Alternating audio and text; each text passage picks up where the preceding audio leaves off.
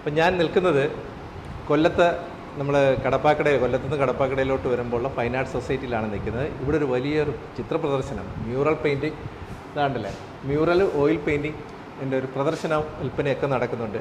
അതിൻ്റെ 2 ആർട്ടിസ്റ്റുകളാണ് ഈ 2 പേരും നിൽക്കുന്നത്. ഇത് മഹേഷും ഇത് സ്മിതയും. ഒരു പ്രത്യേകത എന്ന് വെച്ചാൽ 2 പേർക്കും സംസാര ശേഷിയും കേൾവിശക്തിയും ഇല്ല. അമ്മയാണ് നമ്മളോടൊപ്പം ഉള്ളത്. അമ്മ സംസാരിക്കും. അമ്മ എത്ര വയസ്സ് മുതൽ ഇവരിങ്ങനെ ഇതൊക്കെ ചെയ്യാൻ? 10 വയസ്സ് മുതൽ വരയ്ക്കാൻ തുടങ്ങിയിട്ടുണ്ട്. ജില്ലാതലത്തിലും ജില്ലാതലത്തിലൊക്കെ പ്രൈസ് വാങ്ങിച്ചിട്ടുണ്ട്. അത് കഴിഞ്ഞ് 10ാം ക്ലാസ് കഴിഞ്ഞപ്പോൾ ഇതിനകത്താണ് താല്പര്യം എന്ന് കണ്ടുകൊണ്ട് മനസ്സിലാക്കി അങ്ങോട്ട് വിട്ടു. അത് സംസാരിക്കത്തില്ല, കേൾവിയില്ല. പിന്നെ മുഖമായിട്ടിരുന്ന് വരച്ചിരിക്കുന്നതാണ് എനിക്ക് ഇഷ്ടം. അങ്ങനെ അങ്ങ് വിട്ടു. ശരിക്കും ദൈവത്തിൻ്റെ കരസ്പർശം ഏറ്റവരാണ് കലാകാരന്മാരെന്ന് പറയും അല്ലേ? എത്രയോ ആയിരക്കണക്കിന് 10,000 വന്നാലും ഒരു ബ്രഷും പെയിന്റും കൊടുത്താൽ അവർക്ക് ചെയ്യാനൊക്കത്തില്ല. അപ്പോൾ ഒരു രീതിയിൽ നമുക്ക് കുറച്ച് ഇങ്ങനെ ഇതുണ്ടെങ്കിൽ പോലും അതിനപ്പുറത്ത് സന്തോഷം ദൈവം തന്നിട്ടുണ്ട്. അതെ അതെ, ഭയങ്കര അനുഗ്രഹമായിട്ടാണ് തോന്നുന്നത്. വരയ്ക്കാൻ പറ്റിയല്ലോ അവന് നല്ലത്. അതെ, അത് ഇവർക്ക് 2 പേർക്ക് അല്ലെ മോനായിട്ട് ഭയങ്കര സ്ട്രോങ് ആയിട്ട് അച്ഛനും അമ്മയുടെ ഒരു സപ്പോർട്ടുണ്ട് ഇല്ലേ? എപ്പോഴും അതല്ലേ അവരെ ഇവിടം വരെ എത്തിച്ചത്.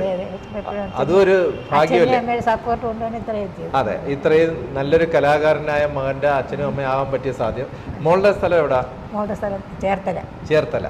മോളും കുട്ടിക്കാലത്ത് തൊട്ട് സാരി മോള് അങ്ങനെ ഇവിടെ ഞങ്ങൾക്ക് അറിയത്തില്ലായിരുന്നു. അറിയാതെയാണ് കല്യാണം കഴിച്ചത്. വരയ്ക്കുമെന്നുള്ളതൊന്നും അറിയത്തില്ലായിരുന്നു. നമ്മളിങ്ങനെ ഒരു കുട്ടിയെ അന്വേഷിച്ച് നടന്നു. 2 പേരും ഇങ്ങനെ ആകുമ്പോൾ പിന്നെ വലിയ കോംപ്ലിക്കേഷൻ ഒന്നും ഉണ്ടാവത്തില്ലല്ലോ.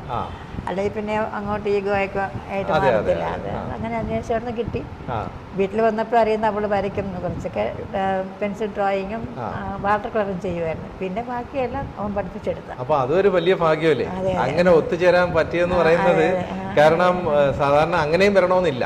ഇപ്പൊ നമ്മളെ ഇങ്ങനെ ഒരു വൈകല്യം നമ്മൾ പറയുന്നെങ്കിൽ പോലും അത് വരയ്ക്കുന്നത്. അപ്പൊ നോക്കും എന്താ ആശ്വാസമായി ഇങ്ങനെ ഒരു സ്ഥലത്ത് തന്നെ എത്തിയതിൽ അല്ലേ? എന്തായാലും ഇപ്പൊ 10ാം തീയതിയും 11ാം തീയതി 2 ദിവസമാണല്ലോ നടക്കുന്നത്, ശനി ഞായർ. അപ്പം എന്തായാലും എല്ലാ ദൈവാനുഗ്രഹങ്ങളും ഉണ്ടാവട്ടെ. നമസ്കാരം.